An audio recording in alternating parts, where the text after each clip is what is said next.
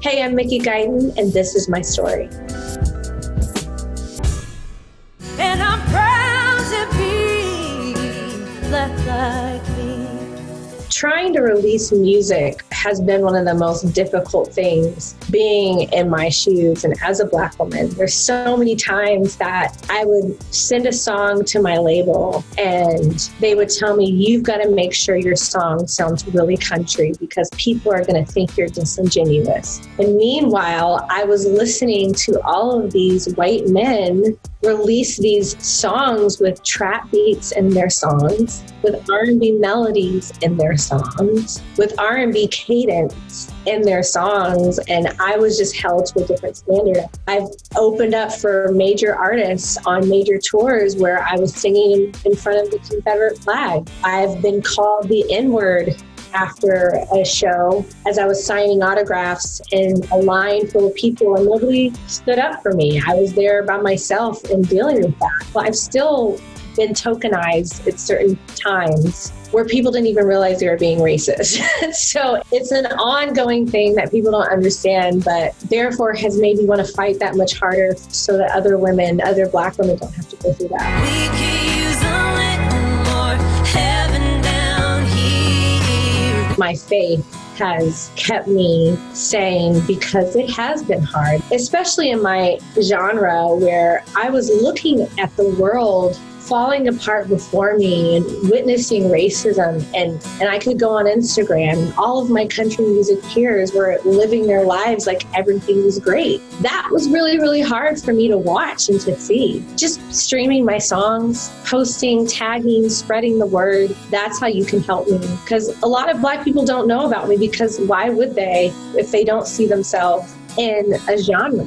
The more that they can see themselves, the more they will flock to it. So, just spreading the word. If you think we live in the land of the free, you should try to be black like me.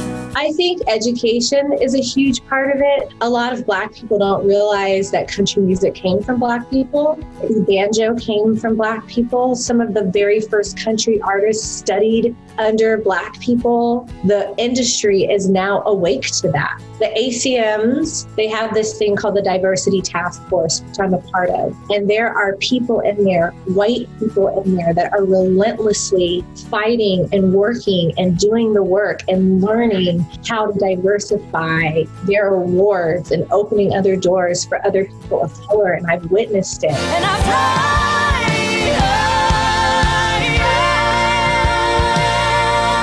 I put myself on blast too. I had this conversation with my husband. I said, why do you think country music isn't working for you? And he said, because you're running away from everything that makes you different. He called me out so hard. And I looked at my social media, like the way I was wearing my hair and the way I was wearing my makeup and these factors that I was feeling ashamed of. And if I want to change my hair this way, I should be able to do that. I absolutely tried to be and change and alter myself to fit in this genre. And it was so toxic and damaging, not only to myself, but to other people. But I wasn't mentally ready to do that. But now I am, and I will never stop. What are you gonna tell her when she's wrong? Will you just shrug and say it's been that way all along? There's so many people, women, Black women, Indigenous, Latinx, LGBTQIA+, that have a unique story that's important to be heard. And when you're not giving people that platform, that is just flat out wrong, in my personal opinion. We, as artists, owe it to society and to this genre to open our arms and help other people have careers that would not necessarily get those opportunities. I think mentorship is extremely important.